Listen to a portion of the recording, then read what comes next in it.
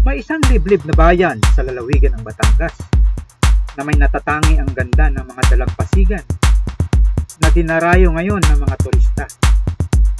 Ito ang bayan ng Calatagan. Pinuntahan namin ito ni Shalamoto Lead Rider nitong nakaraang linggo upang mag-inquire at mag-ocular inspection na din.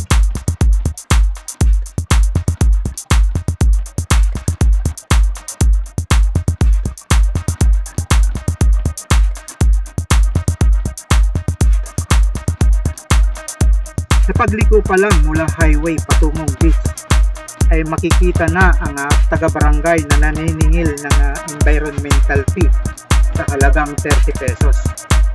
Isang taniman ng tubo ang madaraanan na nagbibigay ng ambience ng kabukiran. Ang unang beach house na makikita ay ang Butyong Kaisip Beach. Din katabi na ang aming target na Dionisio Kaisip Farm Beach. Tara at pasukin natin ang dinarayong Farm Beach upang makita natin kung ano ang mga ino-offer nilang amenities.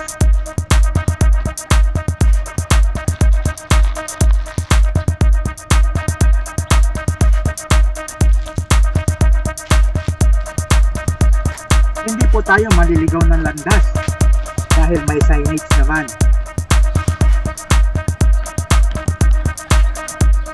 Ito po ang unang beach house na makikita sa pagpasok pa lang at nagkakahalaga ng 2,500 to 3,500 ang rental dito.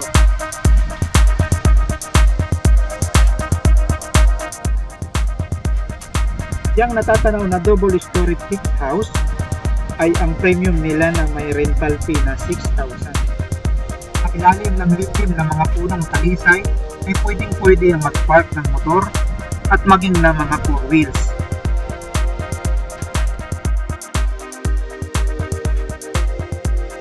Tara, silipin natin itong isang beach house.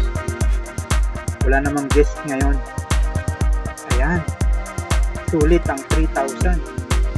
May salas at may kwarto at may tawad na tulugan sa itaas.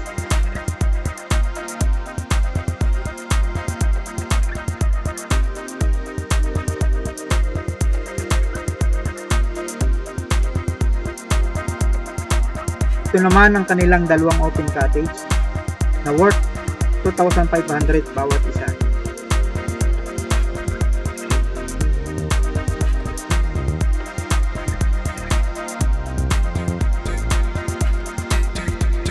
Sa lugar na ito ay madalas makikita ang mga tents ng guest. Pero pwede namang mamili ng lugar kung saan gusto magtayo ng mga tent.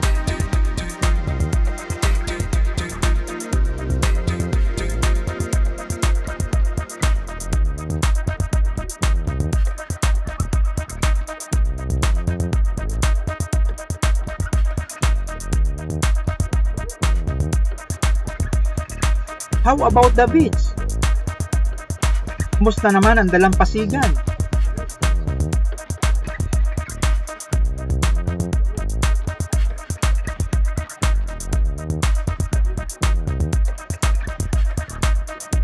Ganito po kalinaw ang tubig.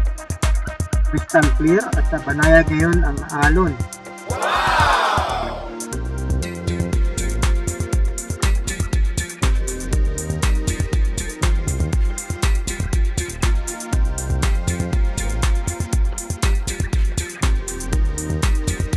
Dumadaan dito ang mga barko tulad ng Tugo na biyaheng Mindoro. Ito pala ang Verde Island Passageway. Nga pala, kung mahilig kayo sa mga sea urchins, may nahuhuli dyan kapag low tide. Or kung marunong kayong manisip, ay mas marami kayong mahuhuli kahit high tide.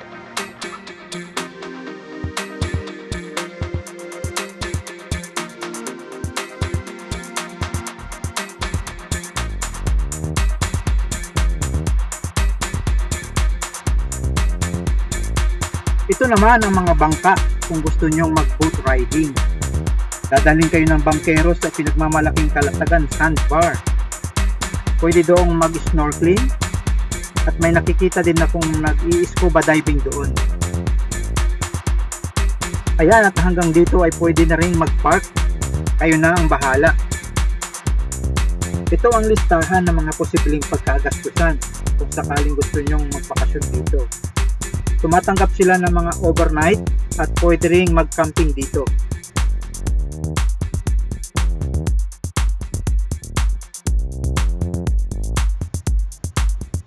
Ayan po si Shalamoto Lady Rider na nakikipag-usap na pala sa katiwala ng Palm Beach para sa kanilang gagawing 10th year anniversary.